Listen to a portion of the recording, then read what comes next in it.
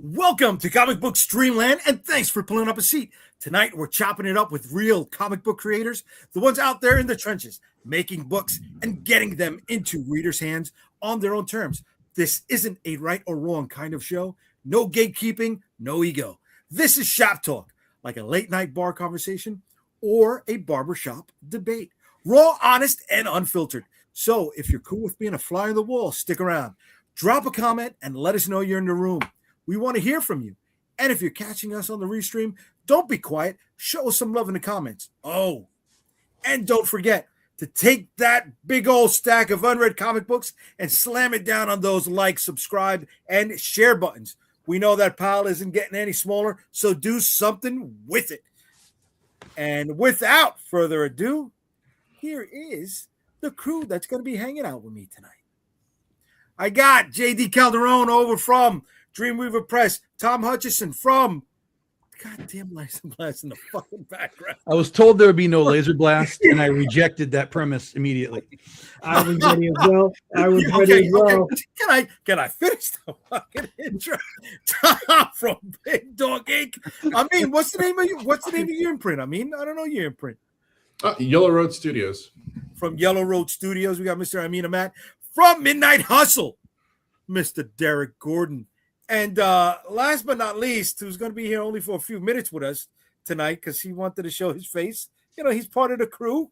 Mr. Ray Jameson. What's up, Ray? God, how much? Fucking laser blast. Get all fucking night. Good thing I'm not monetizing. There. I'm the new guy. There I am. Hold on. How did the face go? Yeah. You.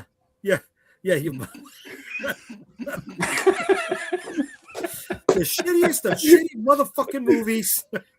I thought we were done with the laser blast thing. I really did, guys. I thought it was all over. It's only just beginning. It's only just beginning. It's just the start. This isn't even our final form. Okay. You see why I'm going to change mine out of respect. This is why I'm not even touching Breaking Bad, because look at how they take a small little snippet of something. I mean, look at how they take a little morsel and they've blown it into weeks upon weeks. Listen, the only reason people watch this show is for Laser Blast. Because of Laser Blast. Yeah. We already got people jumping in the chat already. Enigma, thanks. Okay, lovely. All right, what's up? What's going on, Enigma? How we doing? What's doing, fellas? I'm thinking that everybody saw the show notes, or at least we spoke about it quickly in the green room. But we got a lot of comic book creators out there who are still looking for publishers. Anybody want to start off with why or why not this should not be, or this should be a road they've taken? We have people on all sides of the spectrum. We even have an outsider here who can ask those questions that maybe we wouldn't be thinking about. Anybody want to start off on this? Don't all speak at once. Being the outsider, let me ask, when you say looking for a publisher, are you talking about say, hey, I'm an artist, I'm a talented writer, I'm a talented creator, but I need somebody like Marvel or Image or somebody to take my concept and put it on shelves and print it? Or, I mean, just as opposed to self-publishing, like what most of us do. Yes, the idea of getting a publisher is that somebody will do the work for you and give more eyeballs on your work. That's it. Mm-hmm. Okay. The idea of looking for a publisher is not really flawed per se in the general sense, but as I've said before, there's no money to be made in the retail market space, especially if you're paying someone essentially to do the work for you, because they're going to take some cut of whatever it is that you're doing. So yeah, if you get with a publisher that has any sort of relevance in the industry, even small guys, sure, you can get some eyeballs on your stuff for sure, 100%. You just have to treat it as an advertising or a marketing expense, because whatever money you put into it, whether, I paid to make this book and now it goes to the retail side and the money comes back, is probably not going to cover what you put into it.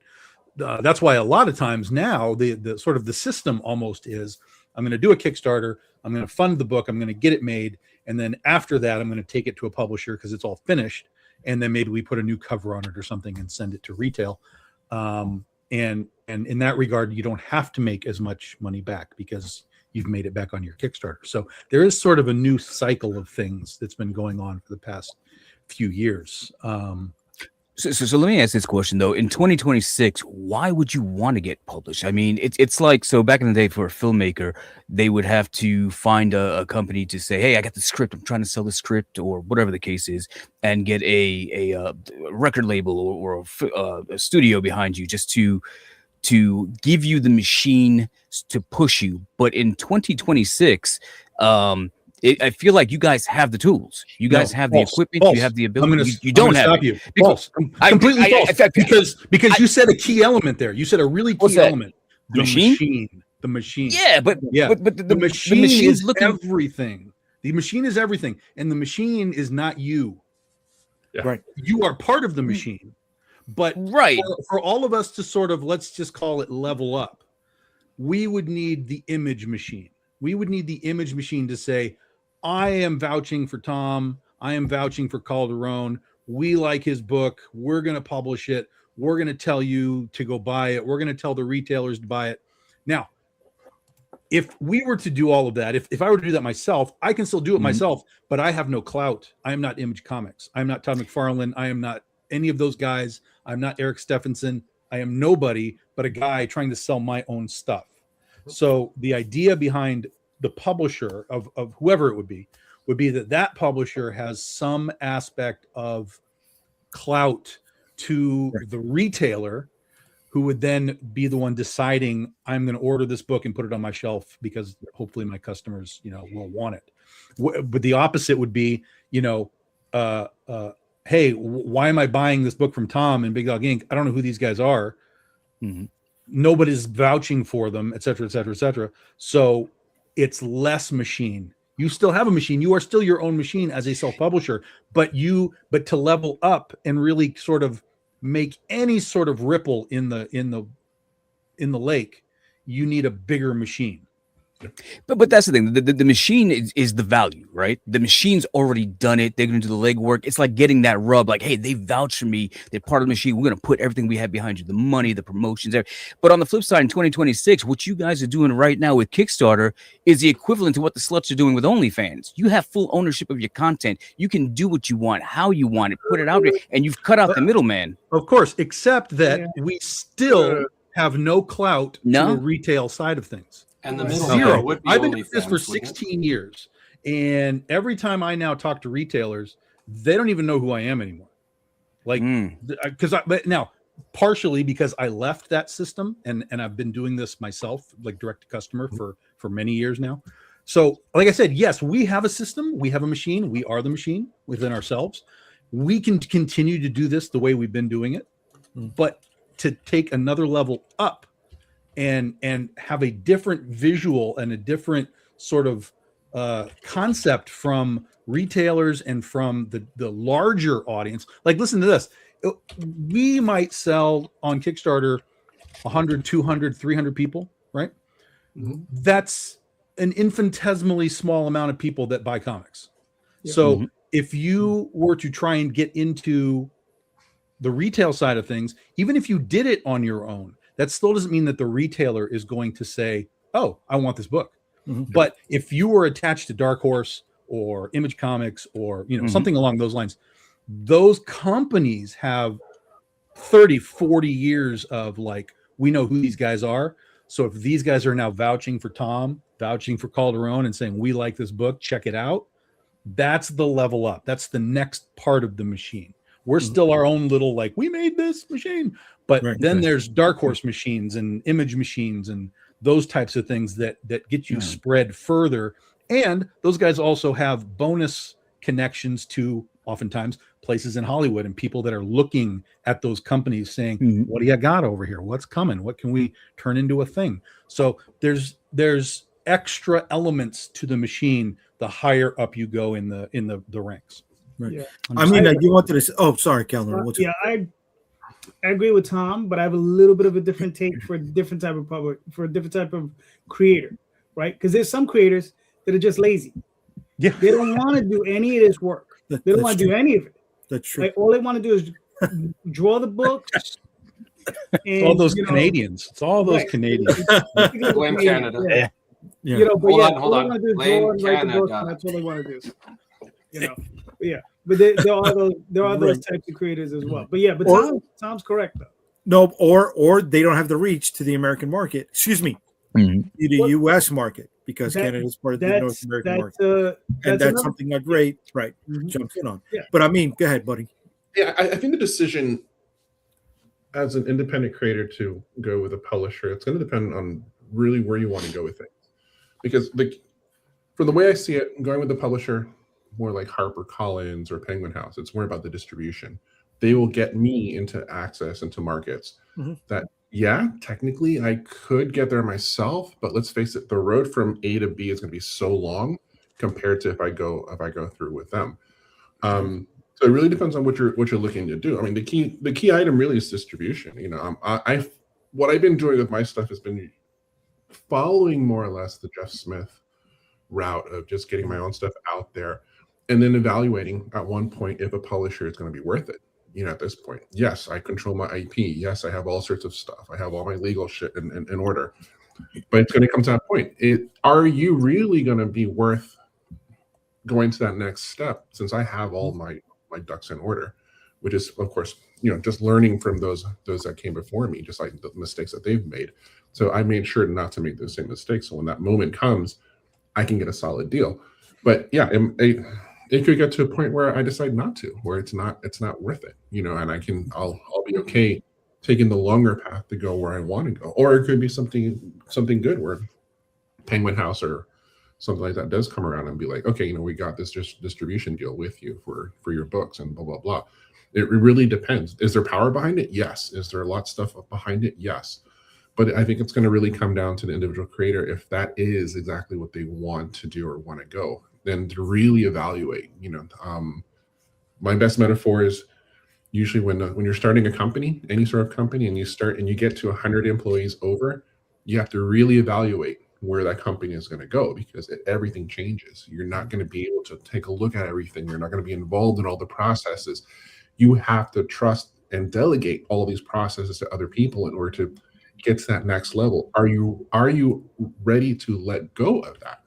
And that's usually where you have to make that decision. So is there benefit to it? Yeah, hell yeah. You know, but it's going to come down to the individual creator and or group, if that is what they exactly want to do or want to go to. You know, that's how I kind of feel about it. Ray, you on the other side of this. What's up? We joked, but let's hear a legit reason from you, brother. Putting jokes aside, I think everything I've heard so far brings some pretty good points to the table. So, Derek, I think just to add to what you're saying, the gap is narrowed because of the era we're in now, networking, social media, etc. But to add to Tom's point, the gap is still there. And JayDee, he's on the a little bit of a different answer there, which I more relate to, but also what Amin is talking about here, where to quote my late father, he said, any artist that is going to make a money off of their passion, there's going to be a point where it's no longer about the passion. It's about a means of survival, just like anybody who gets a job. That's why you have the job. Todd McFarlane, when he started Spawn, he was pretty much all of it. Now he's done a lot of delegation because he has more responsibilities. For little old me, this isn't my day job. And I was very fortunate to find a publisher because of all the extra legwork that comes behind what I'm doing. I had zero experience, and I was very happy to find somebody who happens to now be putting mine into distribution in LCS after this next Kickstarter's done. I'm very fortunate, never been on the creative side of a comic book. I got lucky, I guess. With that said, there's got to be some point for me. I'm at very early stages. My whole intention is just to make this miniseries. And I don't know what I'm going to do after this. I've had some offers. Some people want me to write for them a couple of short stories. Two separate individuals. I can't say who as of yet, but that's very encouraging, and I'm glad that I've been able to network accordingly. My side is obviously going to be like you pointed out. I'm on a. My answer is going to be very different for all the obvious reasons. Mm-hmm. Yeah.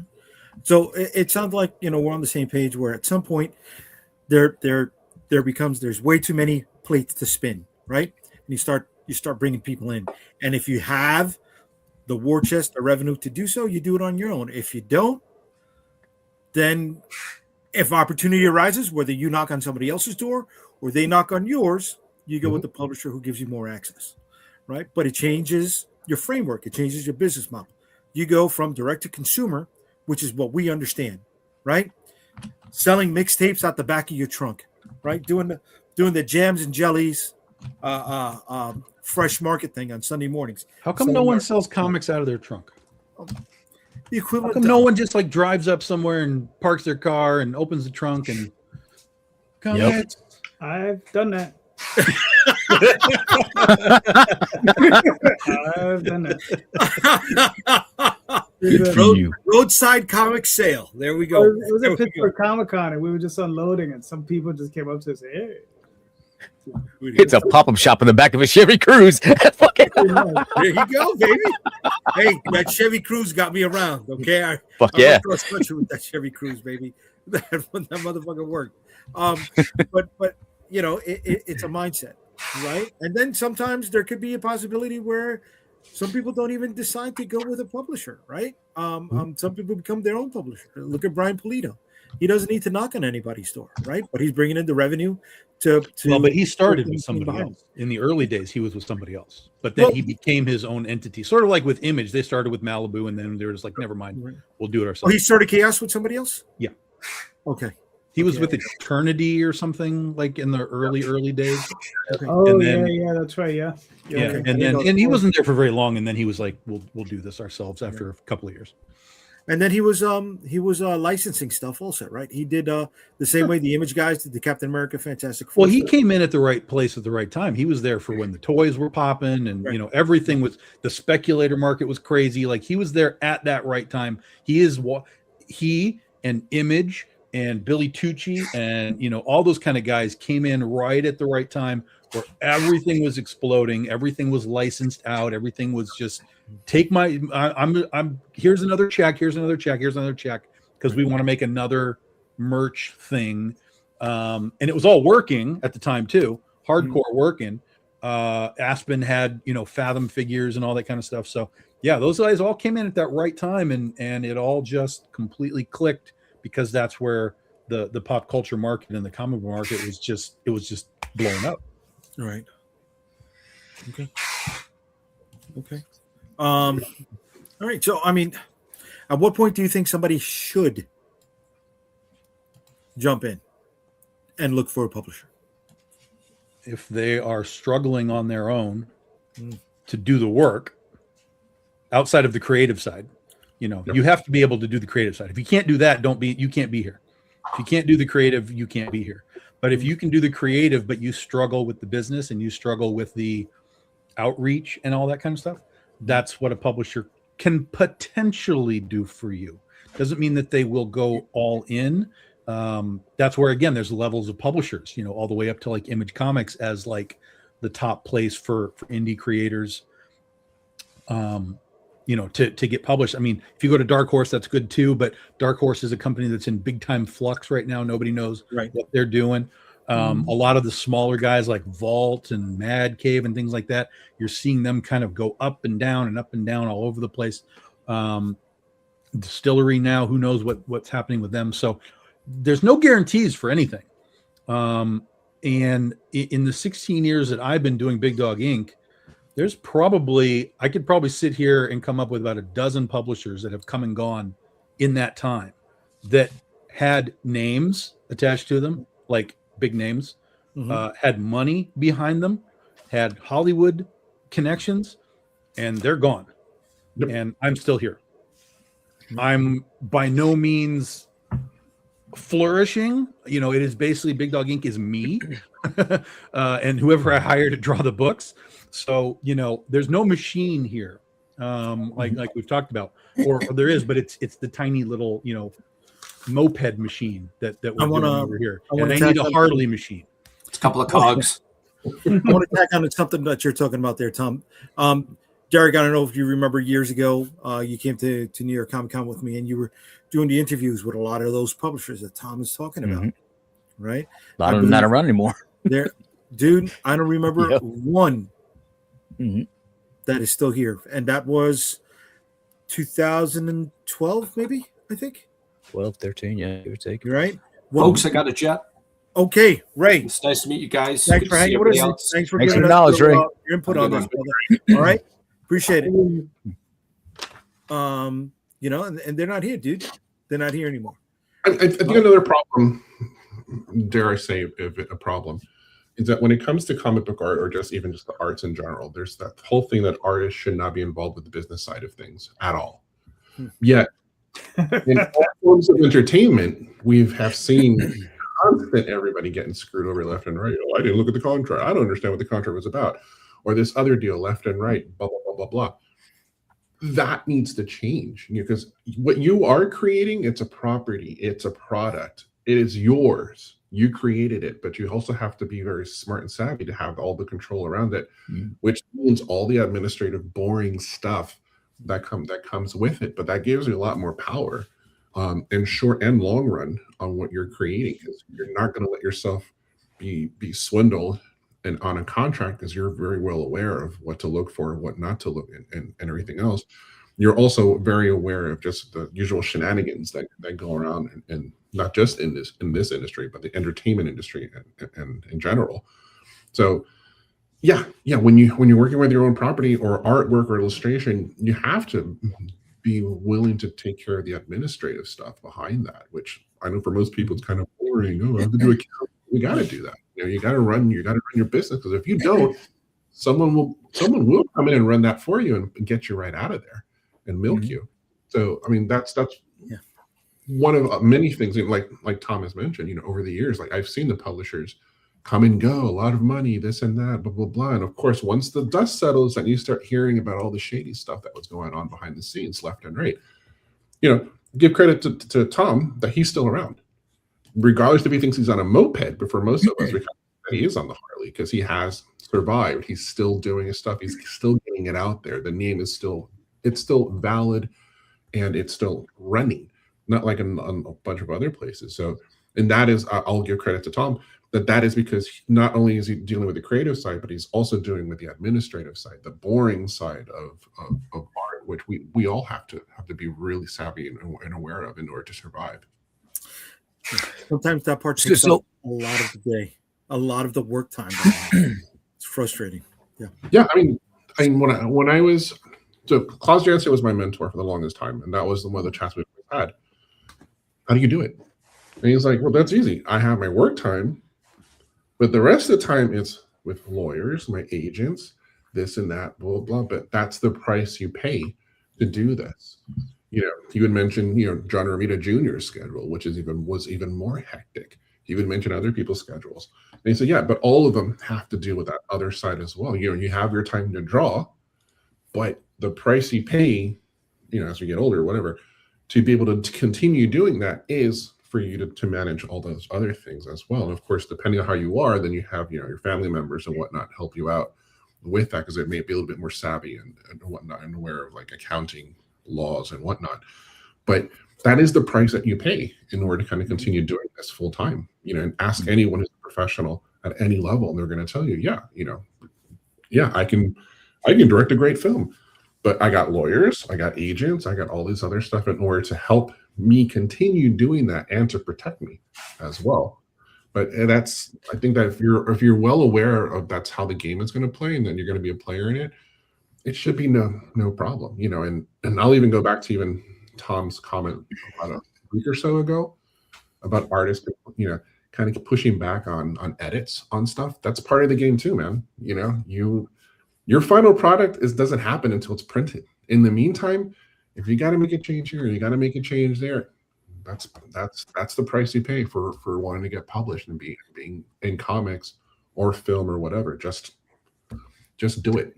You know? No, dude. Even after it's printed, it's not finalized because you go to the trade, right? And you can still make adjustments. You go to the hardcover, you make adjustments. You go to the omnibus, you're still making adjustments. It's always going to be refined. It's never ending. It's never ending. Right. But that's the price, you know? Okay. Well, let me ask another question. Since it's obviously the publisher route is probably the ideal route. Everybody wants to say, "Oh, I got signed, I got recognized, I've been acknowledged." But how do you get on their radar in the independent comic industry? Because obviously, you can put your music out online, put your film online, somebody sees it, you go into the festivals and shit like that. But as an independent, like, is your pitch to them saying, "Hey, look, I'm very talented and I think I can do great work for you," or are you pitching your current body of work and saying, "Man, look what I've done. I built this fan base. I'm making X amount of dollars. Here's my valuation.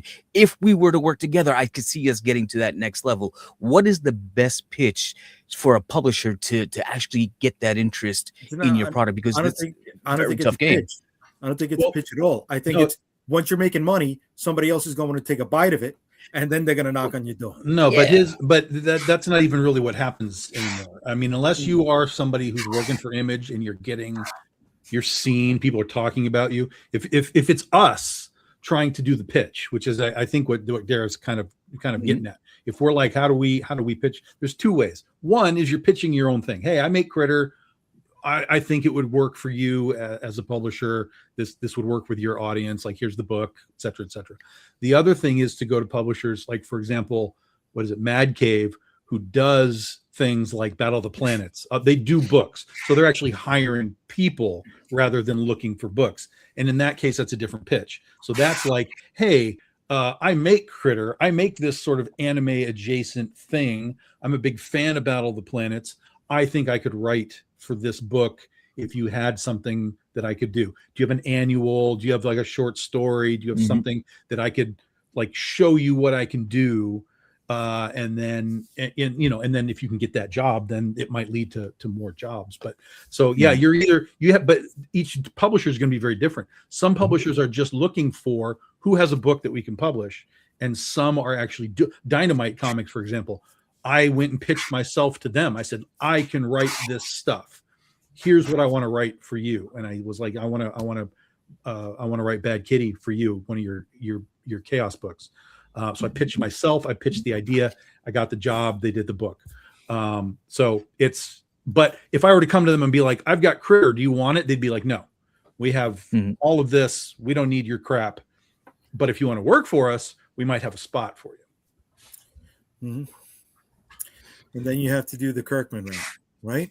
Build up your name on something and then move on to something else. Yeah. So, any other things you guys want to drop on this before we move on to something else? All right, because I don't want to wait until we are an hour and 10 minutes into the program to answer the show question, and they get chomped on later on, in the comments. Well, so I think the last word I'll say on this is that over the last at least decade, in the 10 to 15 years that I've been doing this, a lot of those publishers that were coming out weren't really there for the comics per se. They were there to throw IP against the wall and see what might stick on Hollywood's door versus we think this is a great comic book idea, blah, blah, blah, blah, blah. It was a lot of like, I think we're going to make this and then pitch it to Hollywood. And then we move on to something else and we move on to something else. We move on to something else. And I think that's why a lot of those companies that did that have now fallen away, because Hollywood is such a fickle business, just in and of itself, that even if you have connections, it doesn't mean you are going to get anything anywhere at any time. And if your business model is, well, we're going to put this book out and probably won't make any money, but Hollywood's going to give us 50 grand for it. And then they don't give you 50 grand for it. That's a quickly unsustainable business model. Right. Well, I remember Boom Studios prior, when Ross Ritchie still ran it, they had a first look deal with Fox before they went the Disney route, right? And that kept them afloat for a while. But not everything is like that, right? And there are some companies that went out just with that mindset that had movies produced from their comics and didn't stick around long enough in publishing for the movie release. And one of the things I'm thinking about is Radical Publishing. They had the Hercules movie that starred The Rock. They folded right before that. Forget about going direct to video before the premiere date. You're right before we finished filming. They went underwater. Right. Yeah, but somebody collected a check and just decided to move on. Yeah, they did. Yeah, they did. And it also didn't hurt the Hercules brand. Hercules, didn't they make they made Conan with Jason Momoa, but there'll be another Hercules 10 years from now. So like the IP is okay. They just said, hey, this is the biggest guy in Hollywood. He's a big motherfucker. Put him in there, slap it on a poster. If it works, it works. If it don't, we don't lose nothing. We could try again in 10, 15 years. Right, but see, that's my point, is like you're talking about stuff that they made things for the purpose of getting a movie done versus, hey, we made a movie. Let's go back to comics and do it again. They were like, nope. We made it. We did it. We hit our goal. Like you said, Rosario, I got my check. I can move on to something else now. It wasn't ever really about the comics. The comics were just a stepping stone, hopefully for them to, Hollywood in some capacity. Calderon, you want to finish up what you were saying there, though, bud? No, I mean, the only thing I would have to add to this whole thing is that, like, obviously, if you're seeking a publisher, if you're one of these creators are seeking a publisher, do like Amin was saying, make sure you have proper representation that's going to help you navigate those very, very murky waters, because you're going to get presented with contracts. And if you don't know how to read a contract, it can get crazy, so you're going to need someone who knows how to read a contract, meaning a lawyer, right? Yeah. Because there is nothing worse than I could imagine than having your IP swiped out from underneath you because there's some crappy wording in a contract that says something like, well, we own it for now to the end of time and throughout time and space, right? Like the Action Lab thing. Right. You understand? And there are plenty of publishers like that. They'll be like, oh yeah, well, you can publish with us, we'll print it or whatever, and we're gonna own half the IP. You understand? It's not that they're taking half your profits from them publishing whatever they're publishing, but they're also taking half of your IP, which is insane. Co-owner. Yeah. Right. Yeah. So yeah, I mean, those are the things you gotta watch out for. You guys all have almost 2 decades of independent publishing under your belts. Is it still about the art, or now is it about the money? I think we got more. It's about all right, for me, it's always about the art, but I need the money to make the art because I hire artists and I have to pay them. Yeah. And I've said it before, and I have artists that rely on me to pay them, because I'm a regular paycheck for them. And they need. What do you think? I mean, it's funny because like when I was doing all the work that I used to do for IDW, Moonstone, and everybody else, it was for the money, which of course not much. Now it's different because I'm doing the stuff that I'm doing. I think having seen all the behind the scenes, it's definitely on a long term. If you own it and it's yours, you can make more money off of it, but you can profit off of it more than if you were just, oh, I want to draw Daredevil. Sure, if you're a hot artist, you might make some money, but you're not going to make the money, especially on a loan check. It's not your property to begin with. But if it was yours, aka Spawn, then yeah. But of course, as we kind of said before, that brings its own set of problems and logistics later on down the road. But initially, at least for me personally, it's about the story and the art. And if it goes beyond that, great. Then that for me will just personally be able to fuel the other stuff that I have there. But not really, because I'll still do it regardless. But it will be a nice, windfall if it does. I mean, at the end of the day, so it's always about the money. But Jay and I had this conversation. I was yesterday, the day before, and it was like, when you get into something and you're creative, you're like, I got these great stories. I just want to share them with the world. And then the world is like, I'm good, and they're not picking it up, or they're not buying, or they're not clicking, whatever the case is. And then at some point, you're like, all right, I've been doing this for almost 20 years. What do you want to read? Fuck it, I'm gonna write that. You gonna pay for it? That's what I'm gonna write. At what point do you get there and like, let me give them what they want as opposed to what I want. You see this right here, though. No, You see this right here. if you're there, Right? you need to get out of the business, because if you're now choosing to, instead of write what you want to write some fad trend thing, which by the way still does not guarantee you sales. Just because someone tells you this is what I want, that does not mean they are going to actually shell over the $5 to buy it. There's plenty of people that will tell you that all the time. You know what you should do? You should do this and that other thing. Of and course. thing. Yes. And then those people disappear. They're gone into the weeds, and it doesn't matter. Always do what you want to do. Now, that's not to say that you can't take something that's popular. Let's just say the zombie genre for as an example. Zombies are popular. Okay, what could I do in the zombie world that I would think is interesting and unique and fun, and give my take on something that's popular? But if you're going to just start pandering to a line of like, well, this and this and this and this, and I need all of these check marks in my book to appease this group of fans, you're not creating anymore. That's not creation. That's pandering. But if you find a fun way to say, I think I can do something with zombies that I would enjoy, then you can run that path. Yeah. Two things. Right. Oh, go ahead. Right. Well, I think there are writers, right? I'm specifically going to talk about writers. There are writers who can sit back, and these are writers who are not necessarily like us, where we're creators and we're making our own stuff and putting stuff. But they're professional writers who work within industries, whether it be television, film, or comic books, where they can be approached by an editor and say, listen, we need X, Y, Z, and we need this in 2 weeks. And they'll be like, yeah, I'll get you that script. And they've never worked on it, never seen it before. And depending on how in tune that writer is to writing, they can flip that switch and be like, okay, boom. And they can bang out a good story. Won't necessarily bang out a great story, but they can bang out a good one, right? Just enough to get that editor where they need to be. Okay, and we've seen plenty of this at Marvel and DC, where you got plenty of writers in there. They're not great writers, they're good writers, right? And you might get some good stories out of them. Sometimes you get some not so good stories, but sometimes you get some good ones out of them, right?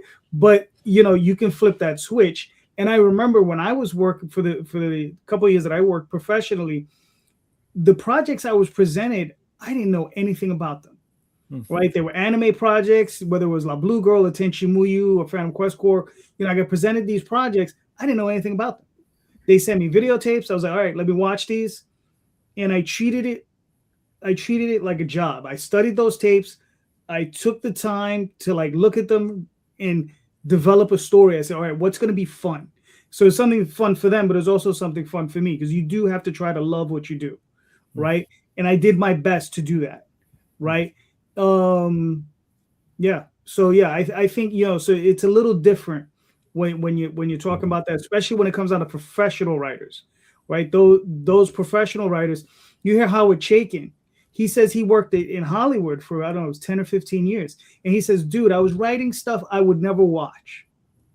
Okay, and it's not that he's being deriding the work. You understand? But this is stuff he's not really interested in, but he knew as a writer how to formulate these stories to stuff that people enjoy. Right. So, it depends on skill. But again, that's a little different. It's like that's being hired to do something. Whether you like it or not, you're just like, okay, I need to write that's your job about this. That's the job. Yeah. Versus like creating something for yourself or whatever. So there's kind of two different sides to the coin. Yeah. So I want to touch on two things with what everybody's saying right now. First is everyone will tell you what to do when their money is not involved. They're not the ones taking the risk. They're not the ones doing the work, but they love to tell you what to do. Right? Oh, go down that way. Oh, make sure you order T-shirts for women. No, you're not gonna fucking buy them, right? Shit like that, right? And then when it comes to we can't turn around a book quick enough to pander to a trend or to capture one, right? I mean, in a perfect world, it's taken us 2 to 3 months, and that's fast to get one book out, right? And by that time, and that's paying premium, right? That's paying rush job money to get something out in 2 months. And a lot of times that trend is starting to fade out. You right? can, but they tap on those trends with just variant covers. They'll be like, "Oh, this is popular. Okay. Here's a cover." Yeah, they do. And then next month, here's a different thing. Here's a different thing. So you might not get a story or a concept out of it, but you can still sort of like tap the vein really quickly if you have the pulse of something, you can do it pretty quick. Okay. Yeah, the trends for me is just like fast food, really bad fast food. I mean, case in point, just go to Artist Alley and whatever the new thing is. Like it's Wednesday, it's that stupid character from Beetlejuice, it's Laser Blast. I don't know. And next thing you know, you go to Artist Alley. Sir. I'm going to make sure that Artist Alley is flooded with Laser Blast aliens. Listen, this little fucking show turned around this book and made this one fucking book a hot property. We can make other people's fucking book in demand. Got to make ours in demand, but we made this little motherfucker. Yo, somebody made money with fucking barbecue penis with blasters, so shout out to them. Yeah. I don't know what it is. Dude, it's not barbecued penis. It's an unshelled turtle. Unshelled turtle. These guys fucking prove it. Technicality. We gotta get some of the fucking creative team. Did you speak to your colorist, Tom? No. Did you talk to him? Why not? It's been a fucking month already. No. Come on, go. Because some of us are working over here, Jay. Oh, fuck, you're not working right now. We're bullshitting. Some of us are doing shit. We're fucking bullshitting. And it's time to bullshit. Oh, excuse me. Before we go on to the next part of bullshit, let me chime in. Let me touch base with the chat over here. All right, going back to Champe. Money, there's always money. Especially when he's one of the people that we gotta hire. So yeah, we gotta bring in the fucking money to pay guys like him. Money. Shout out to the artist. Burks, what's up, brother? He's why not both? Okay. Glenda Latina. What about writers like Stephen King? He writes under a pen name and was popular. Can the same work with comics?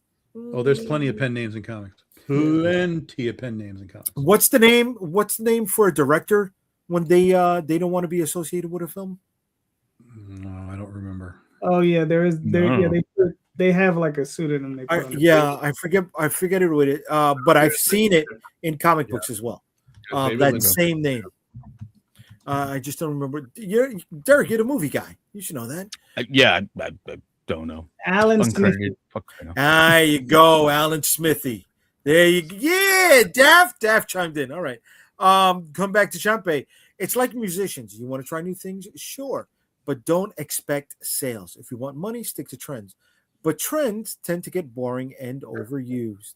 Got to find that dividing line, brother. And then, yes, Alan. Like that carrot, that little carrot that's at the end of the stick. Everyone's trying to chase it because you can get money off of it, but it's like it's going to jump from one thing to another, to another, to another. Right. Next thing you know, you spent 10 years in Artist Alley drawing all this stuff, and you may have made some money, but you don't have anything that's yours. Right. Or you got sued because Disney decided to make a visit that one time to Artist Alley. So right. Even if you worked on the property, right? They'll still, it's terrible. They'll still come at you. Do not disrespect Laser Blast. That's right. That's right. Barbecue penis is disrespecting. That pecan will scoop up those fucking burnt dicks. I'm gonna screenshot that right there, and I'm gonna send that to Charles Band. There we go. He's gonna know we're serious about this. Yo, I want to see a movie, Laser Blast versus Mega Force. Oh boy! You got. I love that. I love that because that you got a crush on that mashup. Barry Bostwick. Barry Bostwick all day, baby. Right. So I removed some of the topics that we talked about in the last time we brought up the top 5, and I've added new ones. Some of those new ones are number 1. Why isn't there a top 5 Laser Blast moments? Negative. Negative. But we got a new one. So one of the new ones is an IP wish list, right? Which IPs would you love to have? Laser Blast. If money was so hard, something like Street Level Heroes, doesn't matter what it's movies, TV, comic books, anime. Who are your favorite street level heroes? Another is item number 5, horror icons. And then we also replaced number 11 and 12. We've added comic book villains and action icons. So we're going to spin the wheel because this is randomized, right? Everybody's on equal footing when it comes to this. I still think it's rigged. I have a title for my movie podcast now. 6 Degrees of Laser Blast. Not gonna happen, kid. Nobody, dude. The people aren't even alive that were in Laser Blast. Come on, man. All right, we're gonna hit the random wheel generator, which is up here, and we're gonna find out which one we're gonna be talking about first. All right, and it's not rigged. It's not rigged. I think it's rigged. So you say Negative. All 6? right, so we're At a 6. Yeah, it's a 6. It's a 6. It's 100% a 6. All right, so number 9. All right, let's look at it. Number 9 is. Can you pull up the list? I'm pulling it up. Number 9 action movies. All right. What are your top 5 action movies? I think there's only 2 good action movies anyway. Ew. All right. Anybody want to start this cycle off? All right. Okay, we'll start with Calderon. All right. Thief, Die Hard. Shit. What's the one with Mel Gibson? Huh? Lethal Weapon. Lethal Weapon. Yeah, Lethal Weapon. Oh, Heat. Heat's Top Gun. More, I guess, sort of action. Well, no, I said Thief. You said Does Thief fall into action though? Oh, I think Thief. so. I don't even know what that is. I never heard of Thief. I don't know. I'm sorry. Michael Mann movie with James Caan where he's a fucking Yeah. thief. So he steals things. Yeah. Never heard of Okay. it. No. Okay. So Thief is in your top 5. Okay. You said I Thief. think it's What a good else? movie. I like it. I like. Oh, Okay. I mean, Derek, since you're here, you help me with the last one. Shit. I'm like, Wait. Well, let me go over your list again. You Give me said some hints. Die Hard. go ahead. Die Hard. Uh-huh. Top Gun. Top Gun. Okay. Thief. What else? And there was Die Hard. Thief. There was another one. Yeah, we're going 5. Yeah, I You know. got 3. All right, but hold on, Derek. Charles Yes. Bronson film where he's in Canada and he steals a guy's dog. The Hunted. Charles wait, he's Bronson like- in he's- Canada. Holy shit. Way to go. I Yeah. know what you're talking Fuck. about. I know what you're talking about. It was on a Channel 9 replay over here. Yeah. Holy shit. Fuck. Dude, I only saw it one fucking time. What? Yeah. That's a Like good it one. rings a bell. The title escapes me though. Holy Charles shit. Bronson in Canada. If you're in the chat, you It wasn't know one what of I'm the. talking about. Was it? Huh. I know what you're fucking talking about. Holy shit, you went fucking deep, kid. Yeah, that's a deep cut. I would have said one of the Death death wishes Hunt. of the mechanic, Death and Hunt. you went Death Hunt. That's what. Death Hunt. Death Hunt. Ooh, boy. Not the name I would have come up. Okay, yeah. Yeah, Holy shit. Okay. Death Wow. Hunt. Okay. that's Okay. a good movie, man. I mean, that's a really Yeah, good. no, dude. You know what? I saw the chopped up version. I don't Mhm. ever remember seeing it in its entirety. All right. Yeah. Death Hunt. And what's your number 5? Oh, shit, Last Starfighter. Fuck it. Last Starfighter. Okay. We could go with that. We could go with that. All right. I mean, you're up, buddy. All right. We got for classics, Tango and Cash. Nice. We got Heat, Okay. Mhm. and then more recent, we got Fury Road. I like that. Mhm. And then for back to the classics, Total Recall and Big Trouble in Little China. My man. Nice. Big Trouble in Little China. Nice. And I'm sorry. Tango and Cash, Heat, Fury Road, Big Trouble in Little China, and what else? Total Recall. Total Rico. The Now, which one? The Not that one. Schwarzenegger one. There we Yeah. go. Yeah. Not that Colin Farrell one. Yeah. No. Okay. I like Colin Farrell. Not in that movie. Yeah, Okay. exactly. Okay. All right, Derek, you're up, kid. All right, so Man, I could do this all fucking day. So I'm just gonna say the top 5 that come to my head immediately. Oh, sure. 1, Die Hard, Uh-huh. clearly. The Warriors, Okay. Commando, Uh-huh. Bad Boys 2. Really? And I'm not gonna say a specific one, but I got to put John Wick in there. Okay. Okay. All right. Tom, you're up, kid. Roadhouse. Nice. Yes. It's Patrick Swayze. At the top of the Uh-huh. list. Roadhouse. Blade. First Yeah. Blade. Yeah. Gladiator. Ah, 300. Mhm. okay. And the oddball of the group is Enter the Dragon. There you go. Good movie. Ah, Mhm. shit. Okay. I Wow. got Bruce Lee in my list, man. Okay. Yeah. Okay. Yeah, yeah. I'm gonna go with True Lies. I honestly, that's high up there on Schwarzenegger's action movies for me. I think it was the most well-rounded of all of them, right? There were bumps in the roads to a lot of them, and that was a Cameron movie, right? That was a James Cameron movie. James Cameron. Yeah. I'm gonna say Aliens. Mhm. That just the Marines just fucking going off. Don't sneak any explosive devices, down there with the furnaces. They're like, fuck it, we're all gonna fucking die. Lethal Weapon 1. Just that one scene where he's fucking running barefoot down what is it, Ventura I love Boulevard? that shot with the bus behind him in the wet fucking Yeah, dude. That was the shirt's open. He's like, he was fucking going for it. He was fucking going for it. yes. I'm going to add a second Mel Gibson movie, not Passion of the Christ.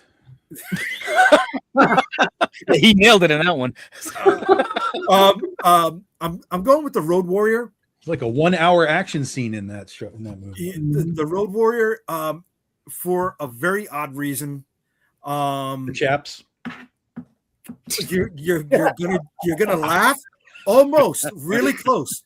All the villains that he fought became dreadnoughts in the G.I. Joe toy line, and I fucking love G.I. Joes. So with G.I. Joes, I got to fucking play.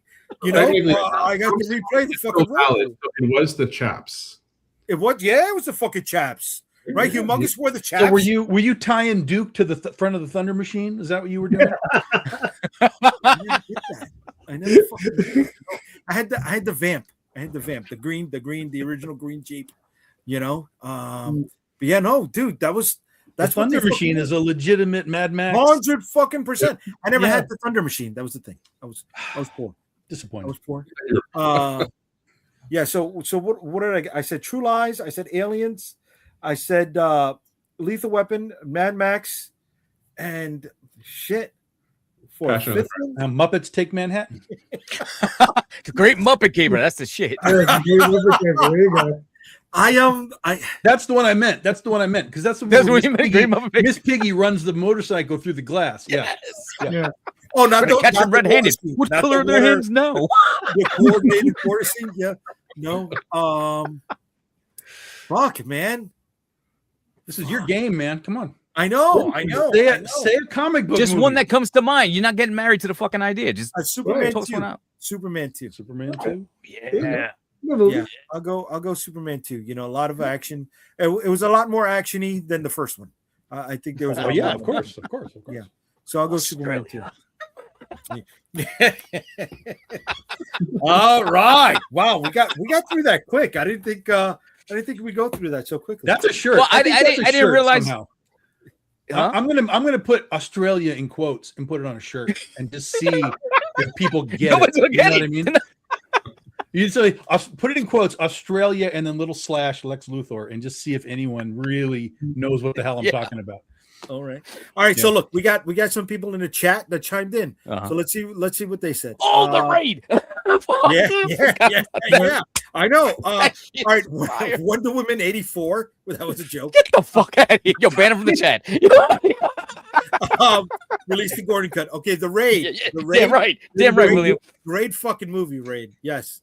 But no. So going back from the joke, she's John Wick, Apocalypto. Okay, a Mel Gibson movie. It was loaded. Prey. Right, Okay. yeah. Ip Man Okay. and Train Spotter. Okay. Yeah. Okay. All right, Transporter.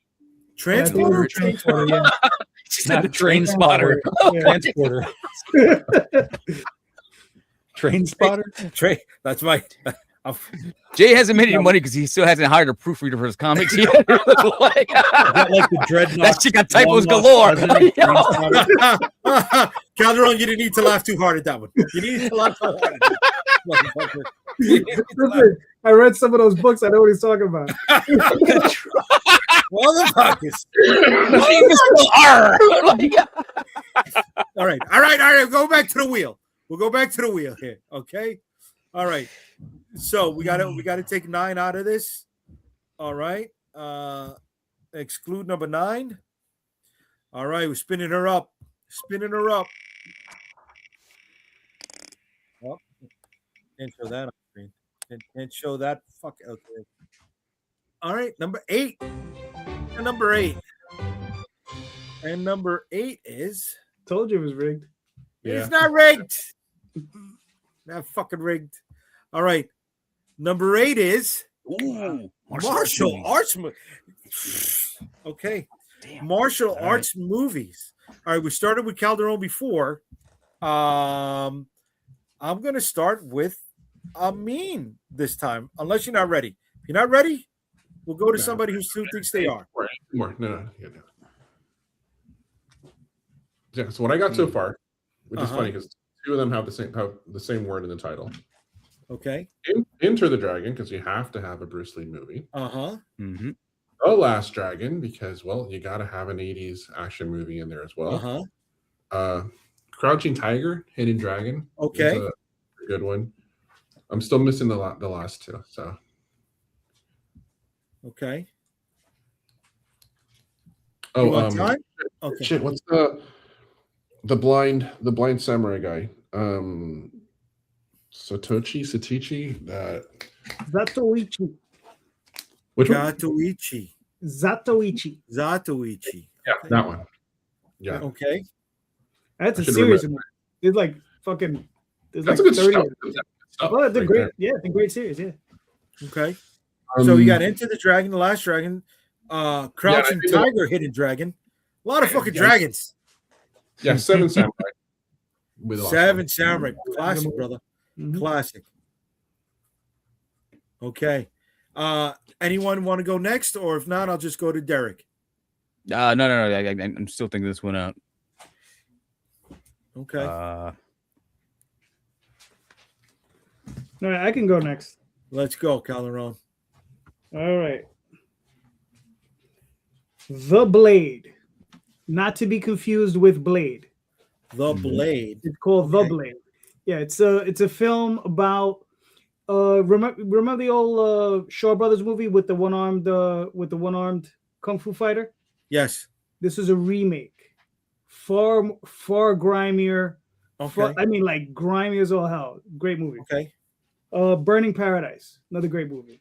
Burning Paradise. Good Called Burning call. Paradise. Yep. On Back, Okay. Hero, Okay. and Kung Fu Hustle. Yo, I had that on my list. Scratch. Okay. Hey, listen, we can repeat. No, it's cool. Tom, you ready? Oh no. Yeah, Let's hear it, kid. y'all are gonna love this list. Go ahead. So, Enter the Dragon. That's an obvious one. It is at the top of my these things forever. great movie. I've always loved that movie. Then we're gonna go to Bloodsport, Yeah, boy. which really should have been in the action realm as well, but we'll take it here. Okay. Then we're gonna go to Karate Kid 2. Two. Okay. Yeah. Then we're gonna go to The Matrix, Okay. Yes. Mhm. Movie foo. tangential, and then we're gonna wrap this up, guys, with the classic '90s film, Mortal Kombat. Wow. What the fuck? Really? Yes, I'm sir. surprised. I'm You know surprised. what? I'm gonna say Hmm. there were legitimate martial arts masters In the film. in the movie. I'm surprised he didn't say what is it? Sho Kosugi's ninja. Oh, That's on my list too. Revenge of the Ninja. Not Ninja 3 The Domination. Well, that's got some dope parts too. But with the Revenge girl of the from Ninja. Boogaloo? With the girl from Boogaloo? Yeah. Come on. With Lucinda Come on. Dickey. Yeah. From Come Breaking. on. The girlfriend Boogaloo. Jesus. Sho Kosugi. Which All at the right, end, you Derek, you're up. So I mean, we've been throwing them out there. I mean, like I said, I had Revenge of the Ninja on there.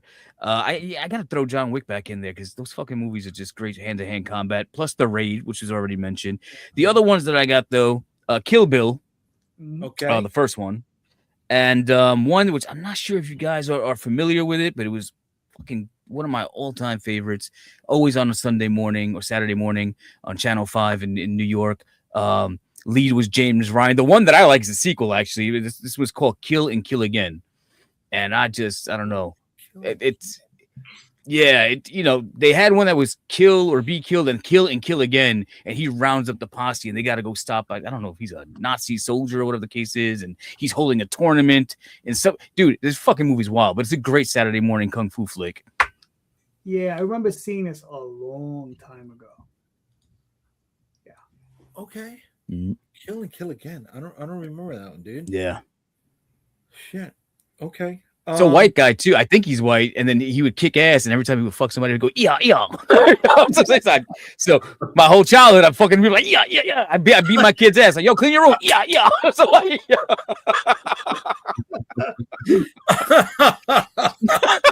Okay.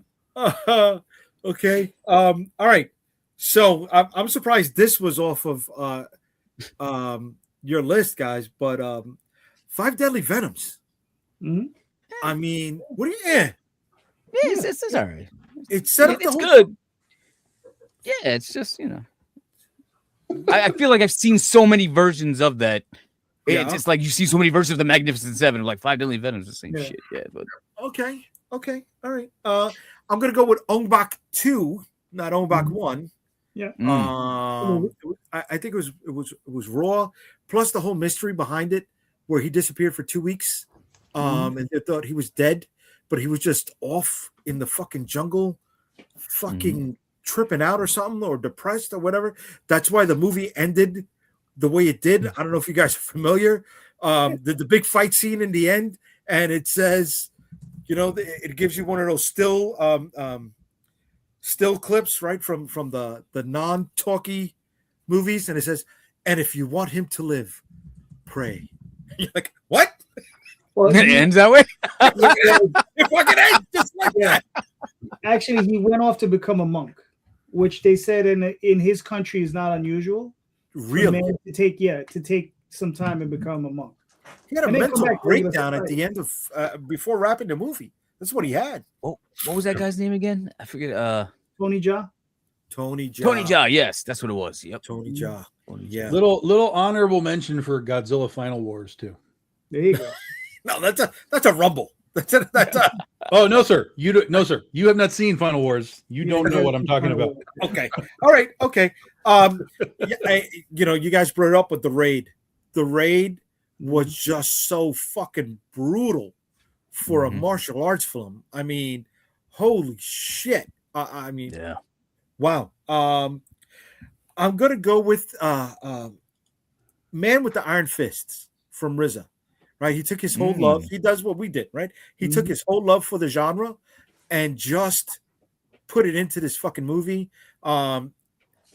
He had a huge cast, right? Because he had so many different sects. He had a wolf clan, a lion clan. He had, the Gemini twins. He had fucking Dave Bautista as Brass Body, and the thing that never panned out was the way it was supposed to tie in to Django Unchained.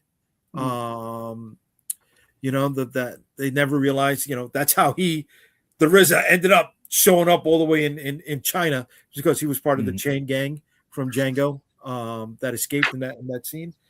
And I'm gonna go Jackie Chan, Rumble in the Bronx. I know it's not an one of the American best. movie. It's not Jackie right. Chan, Not an American Cannonball movie. Run. Mhm. No, I mean, but And Roger Moore as himself. you gotta. Jackie Chan is up there. Shit. Jackie Chan is on the Mount Rushmore of yeah. martial artists, man. Yeah. You know, I think it was Operation Condor where he almost died, right? And they showed it where he jumped from the fucking fortress to a tree and the branches broke and he just kept dropping on branches until he slammed the back of his head. Yeah. So those are my picks, guys. Those are my fucking picks. We missed the kid with the golden arms, Avenging Eagles. No Hong Kong Phooey? No Hong Kong Phooey. No Hong Hong Kong Kong- no Hong Kong food. Yeah. Dude, there's a lot of shit. There's a lot of shit that was There's left a lot off of- here, right? But these are our picks. There's no right or wrong here, right? There's no, Mhm. No, never.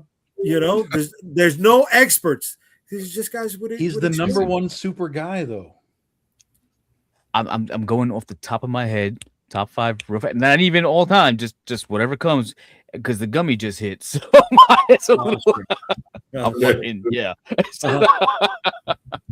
Okay. All right. So look, that the chat was chiming in on this one too, guys. Here we go. Oh, he was in on it. Kung Fu Panda. A Fistful of Yen from Kentucky Fried the movie. That's a deep cut. 5 Deadly Venoms, Eagle Shadow, Hard Boiled, Chocolate. Way to go, David. Only a man who knows Laser Blast with no Kentucky Fried Movie. Well done, Mr. Burke. Yeah. Miami Connection. Wow. I didn't know about that. Okay. Anything Jet Li. Kung Fu Panda. No, okay. Oh my God. I can't believe I didn't fucking put this one down. Brotherhood of the Wolf. That I'm taking the raid off of there. You can't change your list. It's set in stone. That's cheating.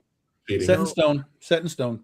Brotherhood of the Wolf. Vincent Cassell, didn't know he was a martial artist, right? Mark Dacascos, who was a son of a stuntman, / martial artist. And then I don't remember the name of the lead. I'm sorry, but he was the Chuck Norris of France.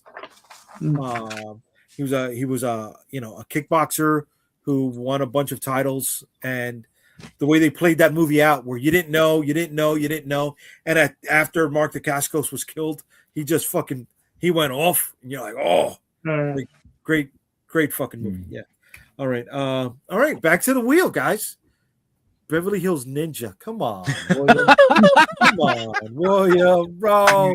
Come on. Yo. Why not? Why not? It plays. Yeah. All right. Here we go. Back to the wheel of death. Gentlemen, back to the wheel of death. All right. So we're taking number 8 off of the list. Now, if it's 7 Or 10. or a 10, we know trick. Yeah, Yep. Yeah. I'll use another wheel after that. All right. But not today. Number 13. All right. 13. All right. Let's see what number 13 is. And number 13 is animated movie. Top 5 animated movies. Huh. Okay. We started at one time with Calderon. We started with Amin. Should I start with Derek, Tom, or should I take the reins myself? You go ahead. Sounds This like is going you to take should me a yourself. second. Yeah. Okay. All right. I'm going to start off with an old classic, Star Chasers. They try to be Star Wars. They didn't get there. It was weird, but it worked for me. I'm going with Batman: Mask of the Phantasm, the first cinema movie based on that, and it still has ramifications going to this day. Gonna go with Transformers the movie. It was a seminal piece for any kid who was between 7 to 11 years old, right? Daddy died essentially in that flick, and it was tough. It was tough. Shit. Shit. Okay. That's 3. Shit. This is. I wasn't ready for this one, guys. I just tossed it up there. All right. I said Batman the animated movie. I said Star Chasers. I said. What the fuck did I say? Batman, Star Chasers. Oh, Transformers the movie. Okay. Batman, Star Chasers, Transformers the movie. Shit, I got them gots here, guys. Heavy Metal 2. Okay. Right? I didn't see Heavy Metal 1. And in the 90s, that was one of those direct to VHS movies. That was different. I never saw tits in a cartoon until Heavy Metal. Like, they can do that. Jesus. Tits. Yeah, tits in a cartoon. He was easily impressed. Yes. Hey, listen, they were based off of Julie Strain, and Julie Strain, she was something in the 90s, right? She was something in the 90s. I'm gonna piss a lot of fucking people off, but this has made connections with me and some of the nieces in my family. K-pop Demon Hunters. Ooh. Yeah. Oh. Yeah, K-pop Demon Hunters.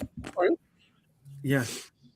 Yeah, there we go. We went around the fucking spectrum with that one. All your. Yeah. Okay. All right. Who's ready? Who's ready to come up on this? I got it. Okay, Calderon, what you got? Fritz the Cat, Fritz. Fire and Ice, Nausicaa, Rock and Rule, and Secret of Nim. Nausicaa. Yeah, we lost. Okay, hold on a second. Fritz the Cat, Fire and Ice. Okay. Nausicaa. I'm not familiar with Nausicaa. It's a Studio Ghibli film. The guy who did It's an anime Totoro. thing, Yeah. Okay. What else Rock you and got? Rule. Rock and Rule? What was it? Hulk Hogan's thing? No, Rock I and just Rule. watched that the other day. That's funny. That's a it's a weird Nirvana fucking film. movie. Yeah, it's Yeah, a Nirvana that's a weird film. Really? Okay. Yeah. A lot of good music in it. Okay. Secret of Nim. Secret of Nim. That's a good call for you. Okay. Mm-hmm. All right. So I'm down. Calderon's out. We're going across the top. Tom, what you got? Okay, I got Transformers as well. That's an obvious one for me. That's I was working to replace it, but I don't have a replacement. So it's Transformers. It's The Rescuers. It was a big one for me back in the day. I love the 2015 Peanuts movie. I think that is fantastic. Wait, the CG one? Charlie Brown, yeah. Really? Hold on, let me see if I can do this real quick. Let me show you something. I like the like Great Pumpkin Charlie Brown and stuff like that too. Like those are like shorts. Okay. But the 2015 animated movie was it was so good. I couldn't believe how good it was. Can you see it, Tom? See, what am I looking at? All the way up in the corner, on the top corner right there, up on the ceiling. Up on the ceiling. I see something hanging, but I don't know what it is. Yeah. That's the Rescuers. Oh, Rescuers. Okay. Oh, that's them on the little. That's them on the okay. Albatross. Oh, okay. Mm-hmm. All right. Transformers, Rescuers. Transformers, Rescuers, Peanuts, Watership Down. Mm-hmm. Oh, Classic. you went dark. I'll let everybody settle after hearing that because I know it's bringing up feelings. Yeah. And then we'll go with the Bakshi Hobbit from back in the 70s. Yeah. Mm-hmm. Okay. All right. We're going down. We're going in the circle. Derek, you're up. All right. What was the last Spider-Verse movie that came out? Was that Across the Spider-Verse? Yeah. Across the Spider-Verse. Yeah. Okay. That one. Shark Tale. That shit's hysterical. I still quote that shit to this day. Oscar the Shark Slayer, motherfuckers. Yeah, that shit's fucking Hysterical. Monsters Inc. number 3. Mike was out. Fantastic Mr. Fox. Mike was Yo, out. that's my daughter. That's Leia. Okay. Yes. Fantastic Mr. Fox. Yep. The Wes Anderson flick. And Seth Rogen's Sausage Party. Oh. Hey, shit worked for me. That shit was hysterical. I came out of the theater like I spent money on that. Okay. All right. That's your pick. All right. I mean, you're up, kid. All right. I have here Paprika. Yeah, good movie. Chainsaw Man, Res. Frederica? Paprika. Paprika. Okay. Chainsaw Man, Res Arc. Obviously a classic, Akira. Mm-hmm. Yeah. Totoro. Mm-hmm. Okay. Memories. Memories. Memories. Honorable mention, the Transformers movie. Wait, Memories? I'm sorry, I'm not familiar with Memories. Yeah, that's a Katsuhiro Otomo movie. Tomo, yeah. Same guy did a cure. Okay. All right. Wow. Okay. We went around the block on this one too. Okay, let's see what the chat said on this. Chapa, you're lucky not to know the animated movies Bolivar the Hero. My country sucks in many ways. Okay. Good thing we stayed away from that. But seeing as how, the majority of this panel likes Laser Blast for some reason, we're going to have to see the shitty fucking movie. David comes up with Fire and Ice, Heavy Metal, Rock and Roll, Fritz the Cat, Lord of the Rings. Okay. The Missus, K-Pop Demon. Hey, baby, K-Pop Demon Hunter. All right. Kung Fu Panda, Lord of the Rings. That cartoon fucked me up. All right. Okay. Burks, Heavy Metal. There we go. Oh, she finishes off with Frozen and then Princess Mononoke. And Burks chimes back in. JD, you and I may be the only people on the planet that appreciated Heavy Metal 2000. Where you be, brother? Tits. Jay, check Facebook messages. I will, brother. Okay. How to put up to me? And he was fire. Okay. All right. Let me just see what Flynn wanted to send me here. Yo, read the fucking joke, dude. Come on. I read it. I fucking read it. Read the fucking joke. Come on. Head caught on fire. Okay. All right. So we're on rock and roll. Hold on a second here. Since we're on rock and roll, somebody wants me to show you guys something very important to Comic Book Streamland. Or excuse me. I'm a little shocked that nobody had Roger Rabbit on that list. Oh, that's a good movie. Okay. Jay would have Jessica Rabbit showed her tits. If she did, yeah. Well, you would have gotten more if you got the laser disc, which is pretty rare. Wait, wait, she shows tits on there? There's she does not the tits. The other way. Oh, the other way. Red bush. Yeah, there's a bush, full bush. What?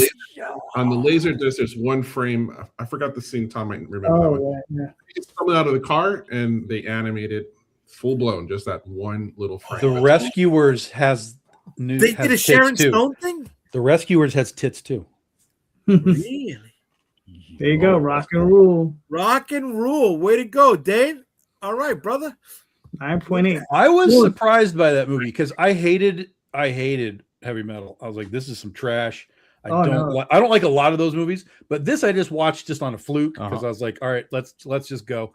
And I was like, this is kind of cool. I dug on this one. Yeah. Remember, we haven't spoken to in a while, but remember Celestri? Yeah.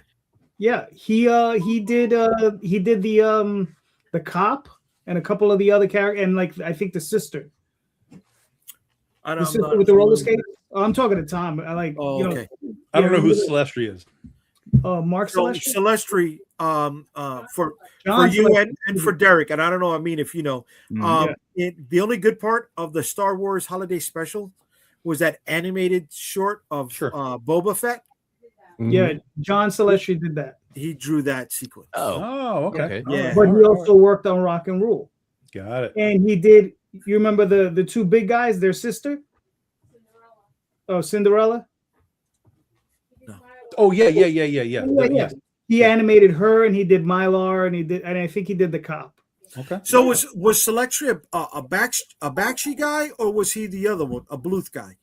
He was a freelance guy, bro. He was worked a all over. freelance guy? Yeah. Like I mean, I haven't spoken to him a minute, but he says he's worked on He-Man, She-Ra, Right. G.I. Joe. He did, he wherever I think a paycheck was coming, he was there. Right. Yeah. So, Oh man, I mean, Got to talk to him about doing some animated laser blast. you gotta get the license for that. might be Frank. able to- All right, we're gonna get back into the top 5, but before we do, I want to show you guys a couple of the projects that are going on right now on Kickstarter on behalf of the panel today, and I'm going to start off with my man Amin's book, The Road to Oz. Amin, you want to tell us quickly about the book, brother?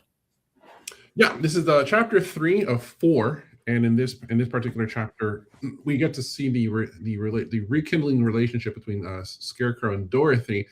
But as per the cover and the images, we have somebody that we thought that was gone is reemerging. Okay. And I'm putting the link to that book right now in the chat. So for anybody who is interested, you can jump right on it. You got 31 days to go. You're halfway funded. You got 52 backers so far. All right, brother. Way to be. You got this working on. You got some of your. Also to note that the Kickstarter editions, and only the Kickstarter editions, each of them have 6 extra pages of art and story that will never be reprinted in digital or future editions whatsoever. So if you get a Kickstarter edition, those are pretty damn exclusive, because you're not going to see those pages anywhere else unless you want to buy them, which I do have them for sale. But outside of that, you're not going to see them. Okay. Why are you going that route, bud? I provide some exclusivity, and for the fact that if and when I do go with a publisher, then at least these have some sort of like value, rather than kind of like, oh, why do I want to buy those things if he's just going to have them later on in the graphic novel? No, it's also the whole point of like the Kickstarter. It's kind of like, something unique, something different. All right, so something to incentivize them later on. I got you, bro. I got you. Okay. All right. What else you got on this? Any other little secret? Let me see. We got different bundles that, on top of the books, bookmarks, and trading cards, you'll also get either 1 or 2 pieces of original art, originally drawn 9 by 12. I think that I used to have a bundle that had original art, but usually I am on a book tour. So if you happen to be passing by any of those places, then I have original art for sale as well. So you can. Oh, here's your book tour. Okay. June 25th and 29th, you're at the American Library Association Conference in Chicago. The 11th, you're at IC3, Indie Creators Comic Con in Jacksonville. 28th to the 30th of August, you're in San Jose, California, Galaxy Con. You're at Tampa Bay Comic Con, September 5th through 6th. And October 27th to 29th, you're at the Novena Feria de Comics in Rio Piedras, Puerto Rico. That's right. Wait a minute, baby. Wait a minute. Look at that. All right. So just a quick reminder again, folks, the link to The Road to Oz is in the chat. Jump on it. Let's keep that train going. Let's help Amin out. And let's remind people why we put books in demand, because we got a lot of folks who back the stuff that we jump on. And how the fuck did I lose the screen? All right. Gonna quickly show Mr. Jameson's book, even though he took off on us. He left us. He didn't want to have fun with us, but he's got 21 days. 3, 2, 1. Okay, turn it off. He's hit his goal. This is the Madcaps. He talks about it quite a bit. We know from hanging with him. Is it showing up on screen? Yeah. Okay. Yeah. Okay. It's right there. Yeah, so he's got 21 days to go. He is funded, and why can't I put this up in the chat? God damn it! I need a producer here. I really do. And I know I know Derek is like, that's why I cut up the stuff. That's why it's I never do it live. I don't go live. See, but you got to go live, baby. You got to. That's what this is all about. You got to fuck it. You know, you're raw. You're honest. And I reposted the fucking thing, not in the comments, but in the private chat. Okay, so here we go. Good job. He's in the. It's in the comments, folks. All right, and really quickly, once again, he's hit his goal. He's at 38 backers. He's got 21 days left to go. It's about D&D characters living, their life as the people that they play in the game. He's got a bunch of covers. This is the worst pitch in the history of pitches. Sorry, he's not. That's why he should have been here to pitch his book. But I'm gonna help him out. But what's funny is you're just pitching it completely wrong. You're pitching it. You're pitching a completely different story, which is really funny. I would suggest everyone just read. I'm not trying to bury Ray's book. I'm not trying to bury Ray's book. It's a good book. It's a good book. But yeah, all right. If you like Dungeons and Dragons, it's a Dungeons and Dragons style fantasy story. You will be just fine. Yeah. There we go. Thank you, gentlemen. Thank you for helping me out and Ray out, even though he's not here to fucking promote. Charge that guy $3. You know what I'm saying? That's our copies coming this way. And if I can take a second. Yeah, what's up?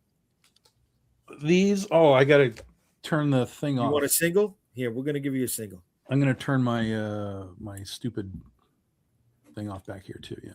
No, Tom, that is not stupid. There we go. All right. These are here. They're not here. This is the prototype. Very nice. The final book. This is the hardcover. This is the sepia dust jacket. There's the regular inside cover right there. We got the red outside on the pages. Nice. So this was the final proof that they sent to me. There's the back art. Oh, nice. I like that. Cool. I like that, bud. On the side. And then there's the trade paperback as well. Big honkin' trade paperback book right there. Yeah. Oh, so nice. these are officially on their way to me now. Way to be, bro. Yeah. Cool.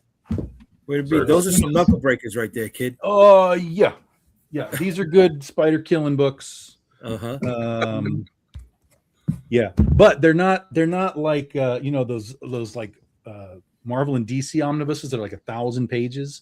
Like they're just too unwieldy. This is about half of that. It's 512 pages. So they're still big. Okay. Plus they're oversized too. So like let me grab a book here. Here's like the normal size of a book comic, right. And then you can see the extra size all the way around. So it's oversized as well, and they are freaking beautiful. Okay. Way to be, brother. So when do you think they'll be hitting?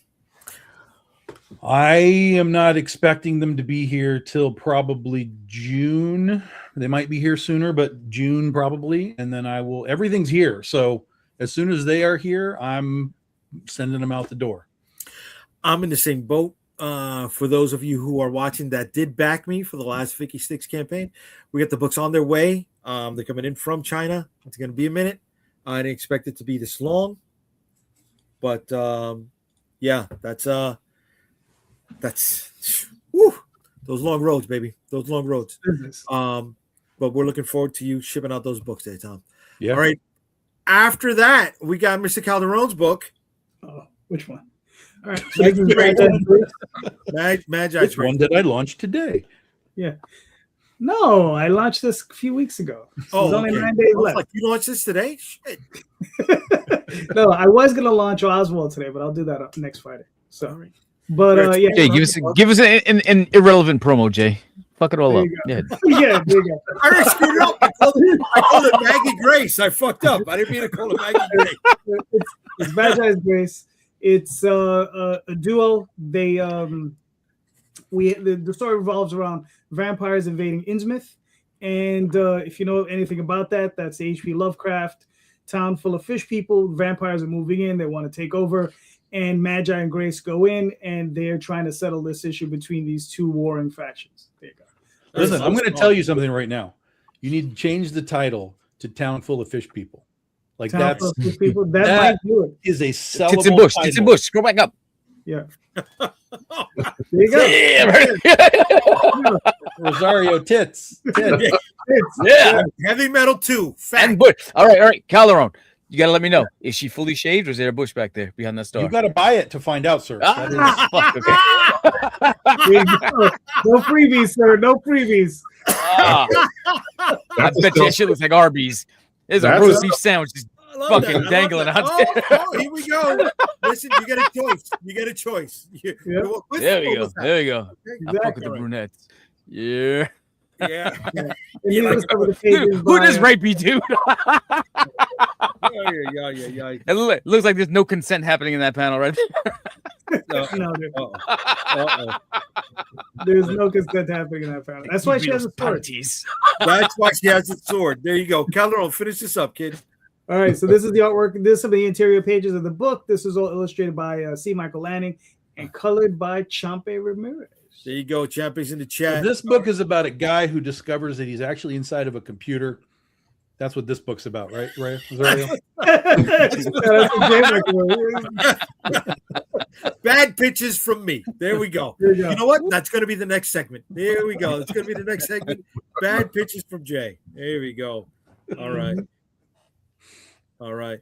And then Calderon got one more that he's promoting. Yes, I'm the Mr. publisher. Rod Espinoza.